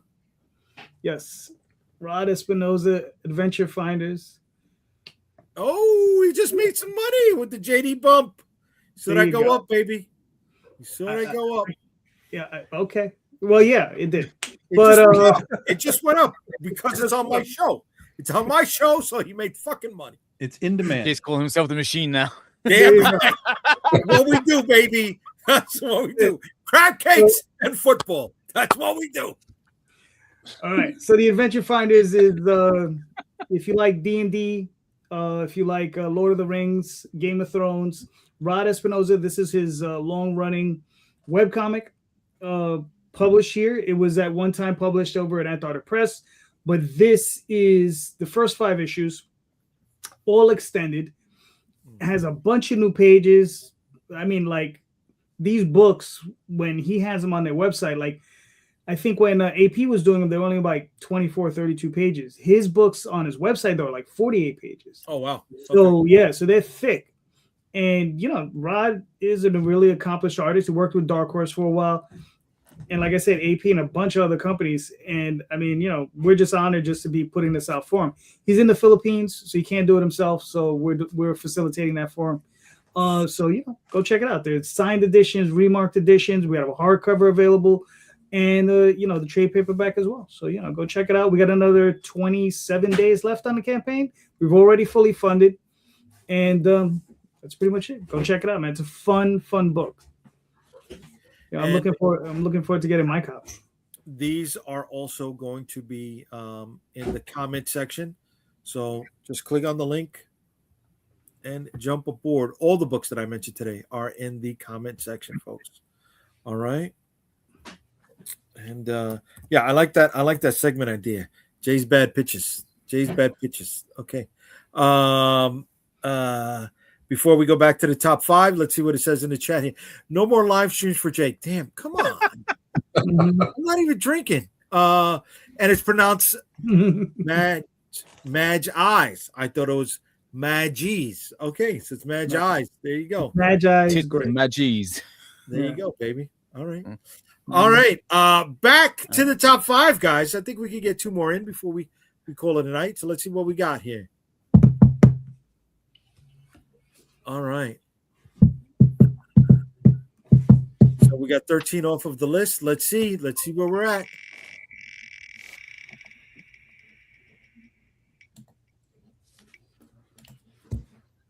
Number 14. What is that? Rigged. I'm seeing a pattern here, though. I've got to be honest. I am seeing a fucking pattern. Told you it's rigged. Yep. It's not rigged. I'm seeing a pattern, right? It keeps going to the next one, unless it needs to be more. All right, number 14. Oh, horror movies. Horror movies. Derek, you got lucky tonight because we don't normally hit all these live action jammies, right? So horror movies, top 5 horror movies for the guys. Let's see. Does anyone want to go first? Is anybody ready here tonight? We did Calderon first. We did Amin first. We did me first. So we're up to Tom and Derek going first. Either one of the two of you are ready to take the lead on this? I'm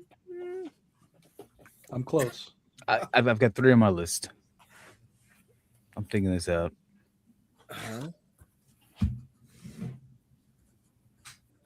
Well, we're figuring it out. Well, you guys are figuring it out. I just want to add one more thing. For those of you who've been following us for a while, you know that Calderon, Tom, myself, Marvin Wynn, and Rob Multari have a creator trading card crossover set going on right now. And not going on right now, going on for the entire year. Cards numbers 1, 2, and 2, 3, and 4 have already been released, and they are part of people's Kickstarters that are going on right now.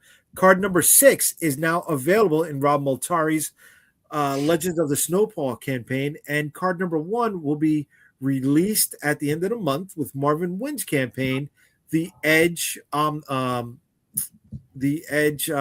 trade paperback, collecting issues 11 through 15. So the other 4 cards will be released throughout the year. The back of the cards will have a nice puzzle campaign that will be revealed when you have all 9 cards collected.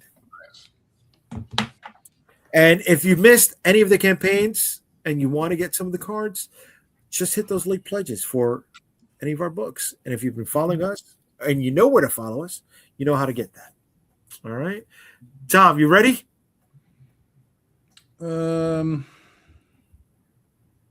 Sort of, kind of. All right, Derek, you ready? I'm good. If he's good, he can go. Yeah. All right, Derek. I mean, these Jerry. All right, so you gotta go Exorcist. Exorcist is fucking iconic. Oh, yeah. It's just Yeah, he has it on his shirt. Who has it? Is He's it? got the thing. Oh, the Thing. Yeah, not the Exorcist. He's got the thing. No, I'm just saying. No. One of his answers. So I got the Exorcist. I'm gonna put I gotta put the original Halloween, the 1978 John Carpenter Halloween, one of the greatest slasher films of all time. I gotta put an honorable mention to Friday the 13th Part 3, but it's not really on my list.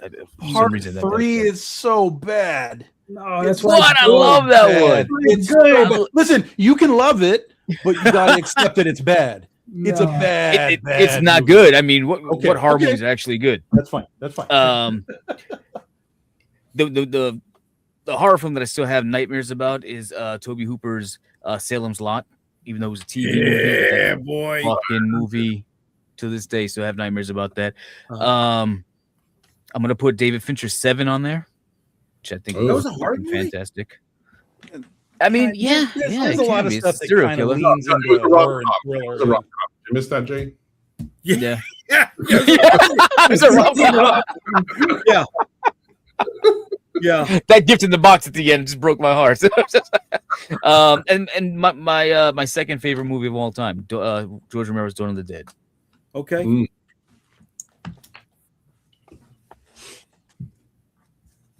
Okay, Tom, you're up, kid. The greatest werewolf movie ever made is The Howling. Yep. I also would have Halloween on the list. I'm gonna remove it since it's already been, and The Exorcist. I'm gonna remove it since they're already been said. Okay. I will put The Omen, the original Omen. Yeah. I will put Cabin in the Woods. That's a good one. Yep. Yes. I will put Poltergeist, the original Poltergeist. And on number 5, I will put The Evil Dead.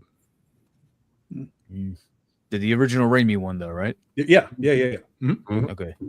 You like the original one or part 2 or Army of Darkness? I like both. Well, Army of Darkness is a completely different movie, but watching Evil Dead and Evil Dead 2, I still kind of lean into the first one. I like the changes and the difference in the second one, but just from a pure like this is what he did to start. Like I really like the first one. So yeah, I'd say the original Evil Dead. And then honorable mention, like for me, like with 7 is sort of like, to me, it's sort of like thriller-ish. There's horror elements, but for me, the one that everybody kind of goes into horror is Jaws. I don't really treat it as a horror movie. I don't either. It has some horror elements, but for me, it's more like a thriller. But honorable mention for this is Jaws. Yeah. Okay. Nice. Okay. All right. Calderon. I got you. A Chinese ghost story. Okay. Audition. Well, see, that's one I hear people talk about a lot. I have not seen that. Yeah. Takahashi Miki. Yeah. From Beyond. Whoa. Alien. Okay. Event Horizon. Yeah. And honorable mention to Critters.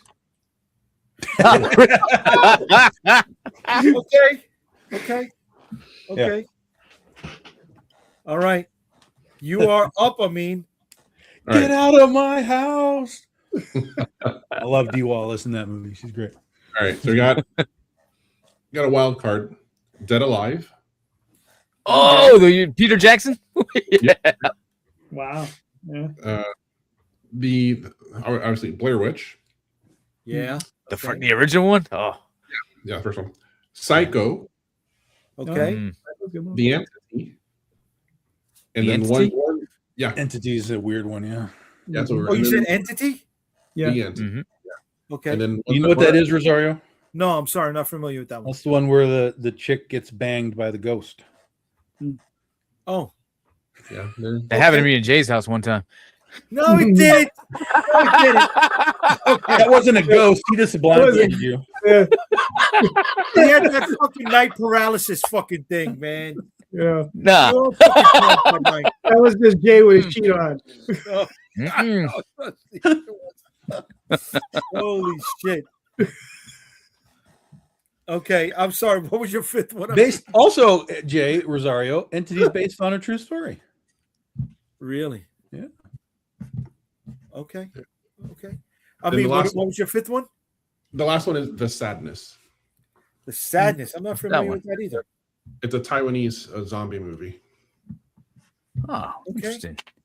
All right, you went. Yeah. A lot of your things went overseas there, bud. You know? Yeah. No, but interesting. I'm not knocking it. I'm just like, okay, you're more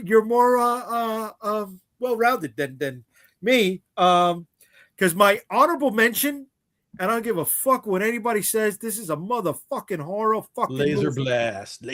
No. Fucking Willy Wonka and the Chocolate Factory. Oh, is a fucking geez. horror This movie. fucking guy. Here we go. You and your Kids childhood. fucking die. Yeah. The kids fucking died from eating Hell, candy. They fucking died.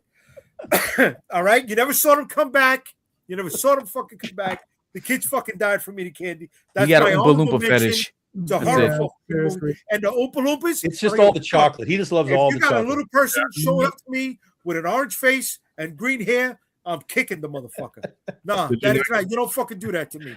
You Are don't He you fucking- wants to like- be the centerpiece in a midget gangbang, is what it was. And he's just, Negative it's all good fantasy day. come to life. It's just In a Thank tunnel you. full of lights. Like a bunch of little Okay. Donald Trump dressed motherfuckers. I'm like, They didn't get the golden. That's funny. they all jerking all fucking Willy Wonka chocolate on you, Jay. That's it. They died from eating fucking candy. All right. Anyways, and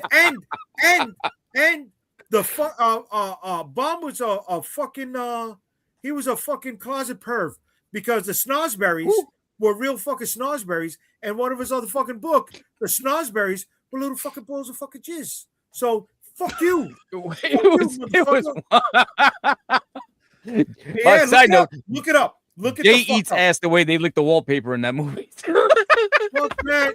Fuck that. Okay, so here we go. Here's my top five. Nightmare on Elm Street. Nightmare on Elm Street. That was you can't go to sleep. I don't know how that doesn't fucking scare you. You know, you just fucking can't. And I know a lot of people didn't like it. I like the remake. Derek, you and me went to go see it. You know, What? they laid it out. They laid it out on Front Street. He was a fucking pedo, right? Where it was insinuated in the other ones. So they fucking went for it. So let me just cut in real quick. That movie could have been great had they kept the original plot where he was accused, and then he would have had more reasons Freddy Krueger to go kill his kids. Like, dude, I was fucking innocent. You guys pinned it on me. I'm gonna kill all your fucking kids. But then when they did the reveal that he was actual pedo, I was like, all right, fuck it. He fucking leaned in on it. He doubled down. Yeah, no, that's great. But it would have been great if he were an innocent man that got killed by the people in the town. I'm like, oh. Yeah, you changed the whole scope of the film if he was an innocent guy. Yeah. I get it, but he was the type of guy that doubled down, right? I went wrong, so I'm going to defend why I was fucking wrong by killing your fucking kids, right? So I like the first one. I like the first one. It fucked me up, all right? Even with the mom getting sucked through the fucking peephole at the end of it, that was just ooh, right? Saw. That was horror porn. That was gore porn. That got to me. That got to me because the decision was on your hand. Do you want to fucking mutilate a little bit of yourself and survive, or would you rather fucking die? Right? We know how that one went. Late Night with the Devil. Yeah. Come on. I still talk about that to this day. That's a good flick. That fell apart so fast. And are you kidding me? No, disaster. And now all of a sudden, like, it just became like diarrhea. Totally agree. Totally agree. No way, brother. Totally agree. I really wish that movie would have stole the ending of Halloween 3 Season of the Witch, where at the end of Halloween 3, he calls the house like, get the fucking mask off the kids. And then the commercials come on, all the kids in the town are gonna end up dying. They should have had the fucking thing where she's gonna send out the fucking demons at that last shot, and they couldn't stop because it was being televised live. Oh my god. All right, so there's so many things.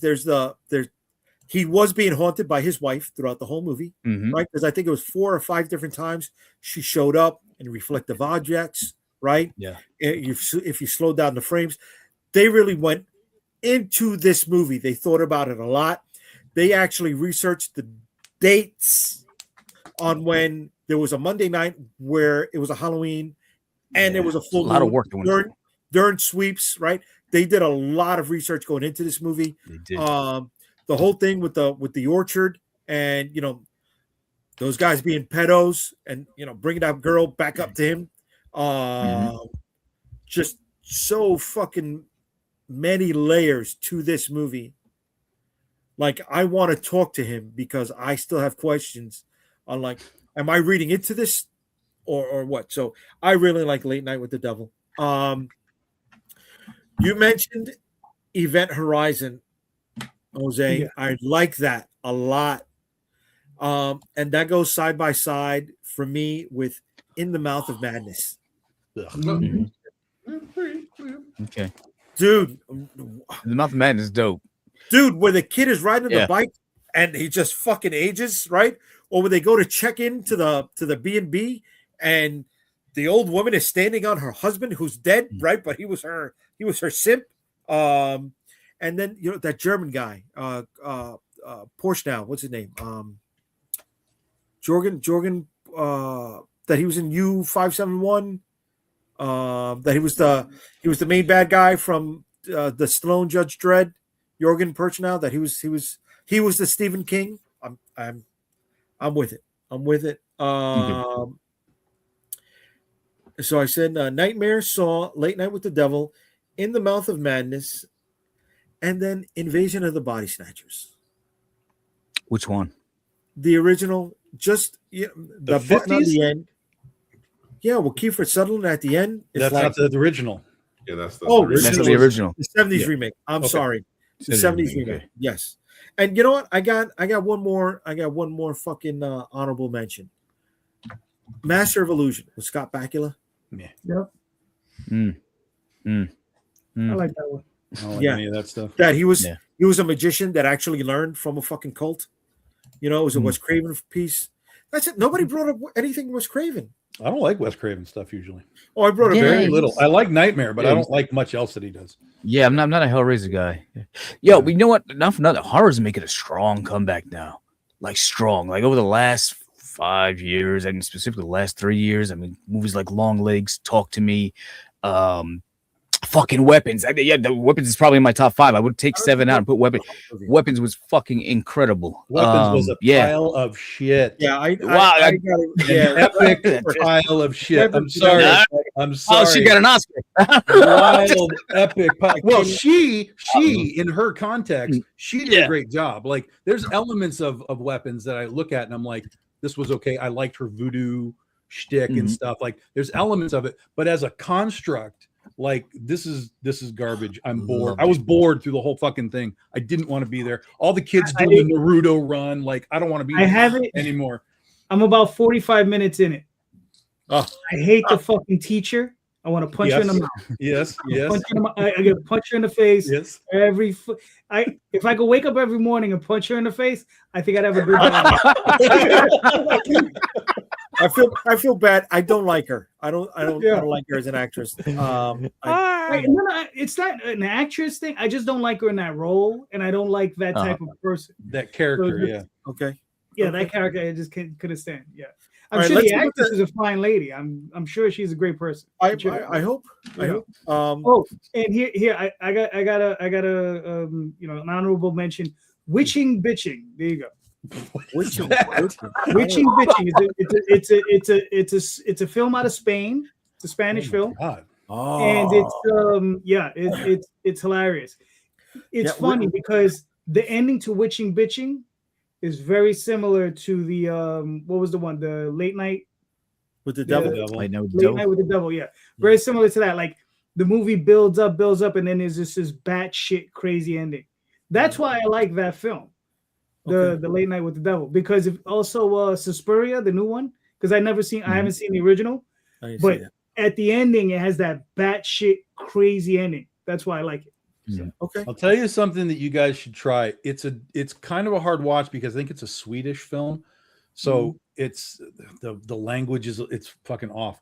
But it came out last year. It's called The Ugly Stepdaughter.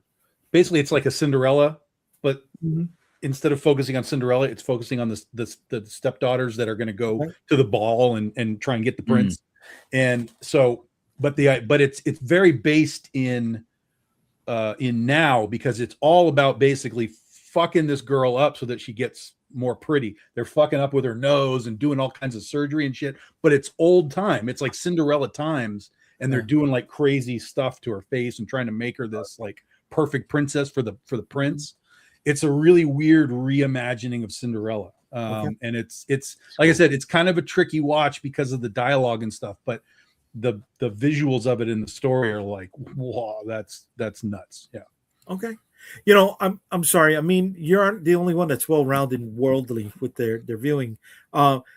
Rec and Rec 2, right? It was quarantine here in the States, but Rec and Rec 2 was a perfect sequel because it took a different perspective of what happened in the first one, but continued right from the moment where the first one ended. I really like that.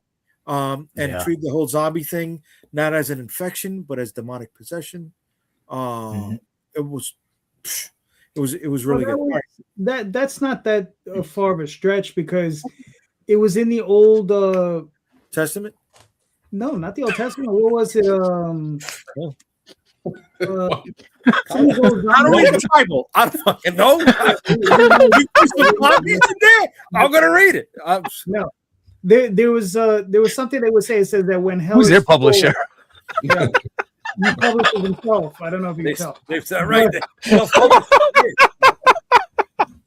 When hell is full, the dead will come back. Will walk the earth. Oh yeah, that's Dawn of the Dead. That's Dawn of the Dead. Right. That's why I'm saying, it's like, when you say it. Yeah, when there's no more room in hell. Yeah. Right. It's not that big of a stretch.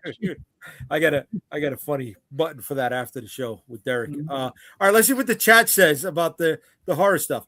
Dark Crystal and the Birds. Okay.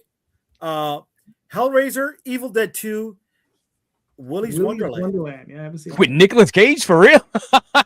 Okay. I didn't know that. The Laser Blast guy is telling you your taste in movies suck. Yeah. That's correct. That's correct, Daphne. That's correct. She's right. What up, Mark? How we doing, bro? Burks comes back with Last Train to Busan. That was a good one. I really like that. Yeah, that was a good one. Cube fucked me up a little bit. Well, that's the whole point. It's a horror movie. No, like not in a horror way. It was like perplexing. Like it made me uncomfortable. Not horror. That's what horror is about. Best horror makes you feel uncomfortable. Yeah, that's psychological horror. Right. You know what the worst thing? Film. Oh my God, yo, chill with that movie. The Serbian film. That movie's fucked up. I'm not gonna watch that. No. Ask Richie about that one. But yo, you guys, like one movie that stuck with me for a long time, like days after, and I was just like, yo, I can't even eat today. The ending of The Mist. And it's not even, I mean, it's a horror film, but it wasn't even the monsters or the horror. It's what the father was forced to do. I don't want to spoil it if anybody in chat, even though the movie's 20 years old. But yeah, to be put in that spot, and then 30 seconds later, like, fuck, I didn't have to do that. Oh my God, it hurt. Yeah. That did. Listen, Stephen King had said himself, he said he wished he'd come up with that ending. That was fucked up. Yeah. Oh, that wasn't his ending? No. No. That's the thing. Stephen King sucks at endings. He's good with the stuff in between. Right. No happy endings from Stephen King. The Stand, 800 pages to end up with the hand of God came down and fucking blew up the nuclear weapon. Fuck this guy. What? 800 pages? Yeah. And you give me the hand of God? What? What? Come on. Yeah. He's a trip guy, not an end guy. Yeah. Okay. Hostile. William says Hostile. Okay. Yeah. Not bad. Bryant, not even for Amazing Candy, JD. No, brother. No, not at all. How about the theory that Snowpiercer is the sequel to Willy Wonka? I never heard that theory. Oh, I'd like to hear more about that. I thought it was just another take on The Wizard of Oz and the Yellow Brick Road, but the train was the road. I just found out that there's an animated Willy Wonka sequel by Taika Waititi coming out. I think it's on Netflix, where Willy Wonka's coming out of jail for turning one of the kids into a raspberry or some shit like that. Oh, you see? Yeah. You see? Yeah. Yeah, I'm not going to watch it. So, I'm not going to watch it. Okay, Brian says Weapons was okay. Weapons, I thought you were talking about horror, not lame comedy. Yes, Weapons sucked fucking balls. My side of the wall is getting bigger. I like it. Yeah. That sounds awesome. Wreck is incredible. That's right, it was. No. Zombies are in the New Testament. Really? Well, yeah, that's Lazarus, and that's Lazarus. Yeah, it's called Easter Sunday. Yeah. That's Lazarus. Where the fuck did he go? He was just here 2 minutes ago. Okay. Can you not put a fight between me and my wife?